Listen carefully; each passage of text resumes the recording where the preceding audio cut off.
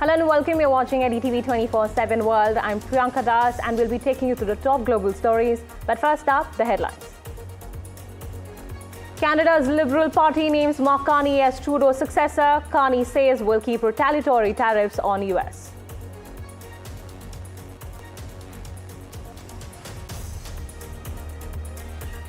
U.S.-China trade war heats up as Beijing's tariffs on US to take effect today.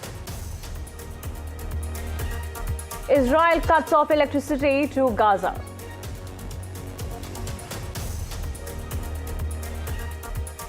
Israel and Hamas to resume Gaza ceasefire talks. Israel to send delegation for truce talks in Qatar. PM Modi to make official two-day visit to Mauritius. India-Mauritius expected to sign several MOUs. Amid Trudeau's political downfall and trade war concerns, now Canada's Liberal Party has named Mark Carney as Trudeau's successor. Carney, 59, replaces Prime Minister Justin Trudeau, who announced his resignation in January but remains Prime Minister until his successor is sworn in the coming days. Carney won in a landslide, winning 85.9% of the vote. The former central bank governor has a host of challenges to tackle, primarily being the trade war and federal elections that loom. Meanwhile, Carney has said that Canada will keep the retaliatory tariffs in place until the Americans show us respect. We have made this the greatest country in the Le Canada world. est l'un des plus And now- grands pays du monde. L'un des plus grands. Et maintenant, And now our neighbors want to take us. nos voisins veulent nous annexer. No way. No way. Mais pas du tout. There's someone who's trying to do Il y the a une personne opposite. qui essaie de faire There's le someone who's contraire, trying to qui weaken essaie our d'affaiblir economy. notre économie. Yeah. Donald Trump. Donald Trump. Donald Trump.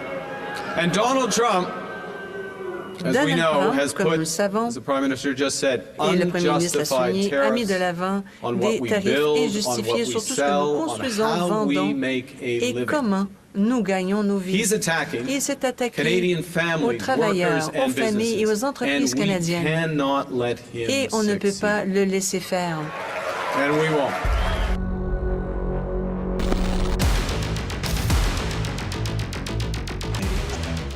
A man most Canadians barely recognized months ago now stands to be the next Prime Minister of Canada. Mark Carney, a former central banker, is expected to take over the leadership of the Liberal Party, succeeding Justin Trudeau, who announced his resignation earlier this year.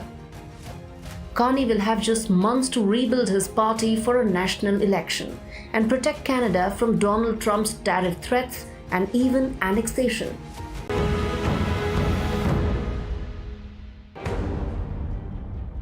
Carney's story is unique. Born in Canada's Northwest Territories, he grew up in Edmonton, studied at Harvard and Oxford, and spent 13 years at Goldman Sachs. In 2008, he led Canada through the financial crisis as the Bank of Canada's governor. In 2013, he became the first non-British citizen to lead the Bank of England, steering the UK through Brexit. But Carney has never been a career politician. His rise began in 2021 when he aligned with the Liberal Party. By late 2023, Trudeau's popularity was plummeting. When Carney was offered the finance minister post in December, he declined. The move triggered internal turmoil, ultimately forcing Trudeau to step down. Carney now presents himself as a financial expert, not a typical politician. His campaign pitch was simple: fix Canada's economy and push back against Trump's trade threats. When Trump joked about annexing Canada, Carney shot back: "We find you attractive, but we are not moving in with you." A line that went viral. While Carney's background makes him ideal for managing economic turmoil, it also paints him as an outsider, a banker who spent more time working for foreign governments than his own. Yet Mark Carney's international clout could work in his favor. European leaders like Emmanuel Macron and former UK Chancellor George Osborne have praised his leadership, seeing him as a stabilizing force against Donald Trump. For a man who built his career behind closed doors, Mark Carney now finds himself in the heart of Canada's biggest political storm. Winning the election would be a milestone, but holding on to power under the looming shadow of Trump will be his real test. With Rhythm Arcadia, Bureau Report, NDTV. Let's go across to Maha Siddiqui, who's joining us live from Vancouver. Maha, thank you so much for joining us. Now we understand that Carney has successfully navigated through several financial crises when he was the Bank of Canada's governor, as well as the governor of the Bank of England. How's that likely to sort of impact his policies going ahead, Maha? What do you think? This is one of the biggest reasons why we are seeing Mark Carney where he is at the moment, having won the race to the Liberal Party leader by 86% almost, which is even higher than what Trudeau managed to get in 2013, which was 80%. A lot of hopes now hinging on him as an economist, as a banker, to be able to navigate through the war that has been unleashed by US President Donald Trump on the issue of tariffs. As far as tariffs themselves are concerned and the retaliatory tariffs that have been announced by Canada, Mark Carney has today made it clear that they will go ahead unless the US shows respect to Canada. The first batch of the retaliatory tariffs by Canada are already in force for about $30 billion worth of goods coming in from the United States. Another $125 billion worth of goods, the retaliatory tariffs on those have been kept on hold till the 2nd of April, when Donald Trump has said that the rest of the equal retaliatory tariffs, as he's calling, globally will go out and be announced by the White House. So at the moment, this is the current situation with tariffs. On the domestic policy front, Mark Carney has been attacked on issues like the carbon tax, and he has indicated that he will or he might pull that back, though it is very important in the fight on climate action that is against climate change. Right, however, since it's unpopular, he's unlikely to take that back. Priyanka. All right, Maha, thank you so much for getting us those details. We're also joined by Terry Miluscu, who is a retired senior correspondent at CBC, joining us live from Ottawa. Mr. Miluscu, help us understand really the perception of Carney as a leader, as someone who has a very strong background in economics and finance. How is that like to shape his policies going ahead, considering the geopolitical tensions and the tariff concerns as of now? Well, it has made a big difference on the election campaign, which, of course, has already informally begun as soon as Trudeau announced his resignation back on January the 6th. And in the month and a half since then, the Liberal political fortunes have completely reversed, from being as much as 30 points behind the Conservatives, written off by the experts as inevitable losers of the election, which will soon follow all this.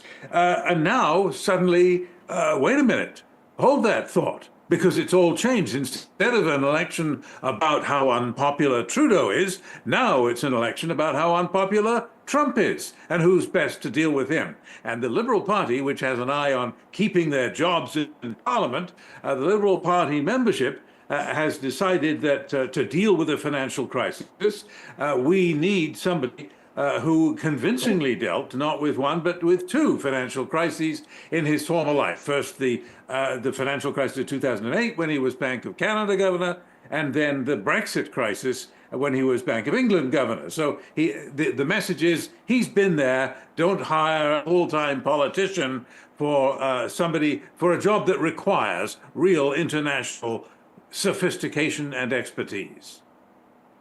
Right, Mr. Miluscu, thank you so much for sharing your insights on Carney's appointment as the Prime Minister of Canada. Moving on to our next story, where trade tensions between US and China is heating up as Beijing begins levying the tariffs on certain US agricultural goods. That is in retaliation to President Donald Trump's latest hike on the Chinese imports. Now, Beijing has accused Washington of undermining the multilateral trading system.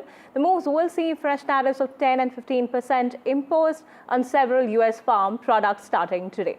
Now let's go on. We're joined live by Daniel Block, who's a senior editor and foreign affairs and contributing editor at the Washington Monthly. Thank you so much for joining us, Mr. Block. But my question is really, how is it likely to impact the already strained ties between the US and China, with China imposing the tariffs starting today?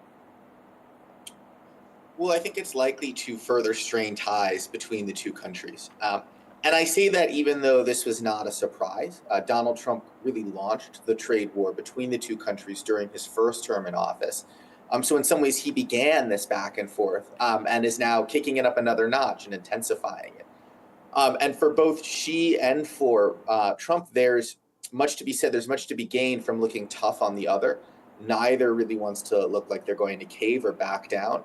And so I think both are willing to take a good deal of economic heat and economic pain in order to see this trade war through. So I think we're going to see kind of the continued, perhaps slow motion decoupling of the two economies. They're going to become less intertwined, less interdependent than they have been in the past. Just how separate they're going to be remains to be seen. But I think this is going to be a continued cooling off of relations between the two countries.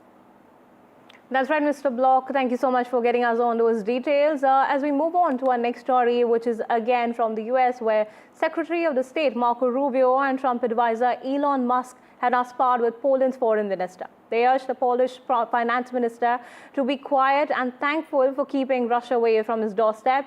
In a message on X calling for a peaceful end to Russia's war in Ukraine, Musk said his Starlink system is the backbone of the Ukrainian army. Now, Poland's foreign minister has said that the country may turn to other suppliers if Elon Musk's Starlink satellite internet service were to be shut off for Ukraine. Now, Poland funds Ukraine's use of Starlink, and US Senator Marco Rubio has also chimed in, dismissing Poland's remarks as baseless.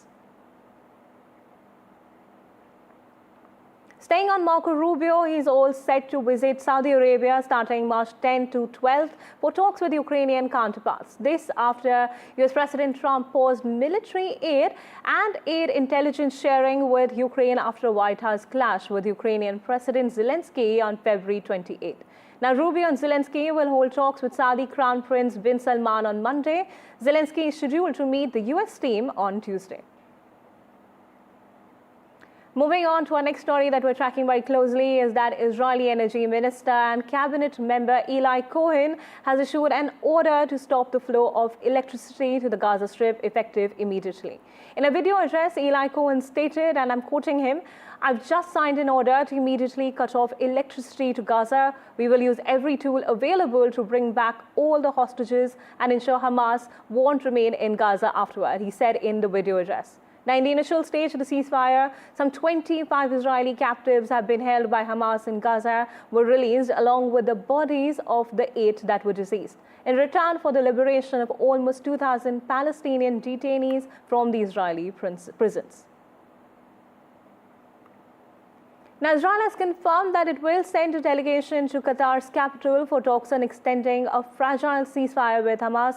On Saturday night, Prime Minister Benjamin Netanyahu said that a delegation would be sent to Doha on Monday in an effort to advance the negotiations. Now, this comes after Hamas team met the Egyptian officials in Cairo on Saturday to negotiate the second phase of the ceasefire deal. In the earlier comments, Hamas has said that the indicators are positive regarding the start of the negotiations for the second phase. Moving on to Syria, which has been hit by violence. Now, the country has joined the Organization of Islamic Cooperation, or the OIC. Now, the membership was reinstated following an extraordinary meeting of the OIC Council of Foreign Ministers convened in Jeddah on Friday to discuss the ongoing Israeli offensive against the Palestinian people and the plan for annexation and forced displacement from their land. Now, the death toll from the 2 days of clashes between the Syrian security forces and loyalists of ousted President Bashar Assad and revenge killings that followed has risen to more than 1,000. This is according to a war monitoring group, making it eventually one of the deadliest acts of violence since Syria's conflict began 14 years ago. Now moving to Iran, where the Supreme Leader Ayatollah Ali Khamenei has said that Iran will not be bullied into negotiations. This is a day after US President Donald Trump said that he had sent a letter to the country's top authority urging Tehran to negotiate a nuclear deal. At a meeting with the senior Iranian officials, Khamenei said that Washington's aim was to impose their own expectations. The insistence of some bullying governments on negotiations is not to resolve issues. The talks for them is a pathway to have new demands. It is not really about Iran's nuclear issue. Iran will definitely not accept their expectations. This is what Khamenei said at a press meet without mentioning Trump directly. All right, viewers, it's time for us to take a short commercial break. Lots more news and updates coming up on the other side. Stay tuned.